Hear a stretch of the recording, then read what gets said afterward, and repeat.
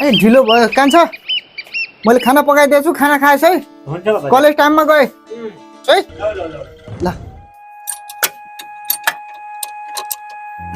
म घर पुगिहालेँ साँझ आउँछु नि म बर्थडेमा अहिले घर पुगेको छु म पछि फोन गर्छु बाबा पनि आउनु भएको छैन अहिलेसम्म फोन लगाउनु पर्यो उनलाई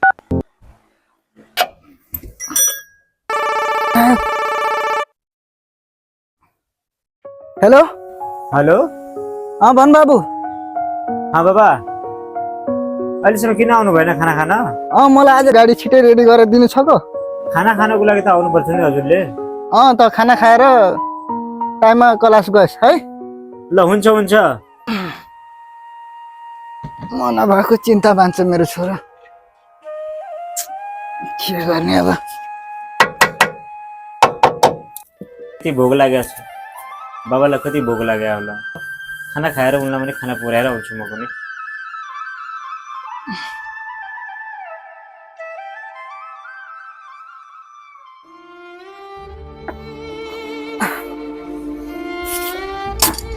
मैले यस्तो दुःख गर्नु परेछ भोलिको दिन मेरो छोराले दुःख नगरोस् त्यही भएर राम्रो कलेजमा पढाउन लाग्छु राम्रोसँग पढे त हुन्थ्यो बर्बाद पो हुने हो कि भन्ने डर लाग्छ बाबालाई खाना पुर्याएर अनि साथीको बर्थडेमा पनि जानु छ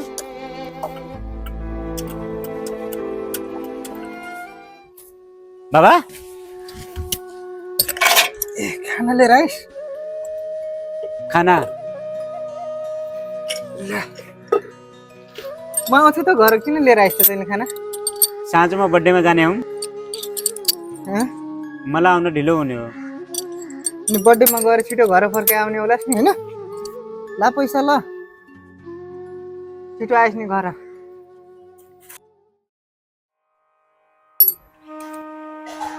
दिनभरि कमाएको सबै लैहाल्यो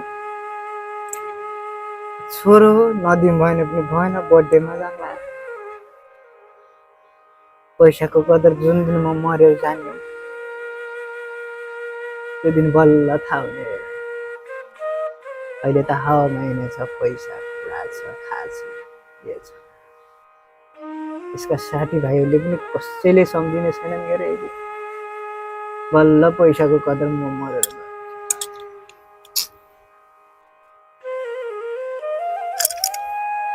आफ्नो भाग्य यस्तै नगरी नहुने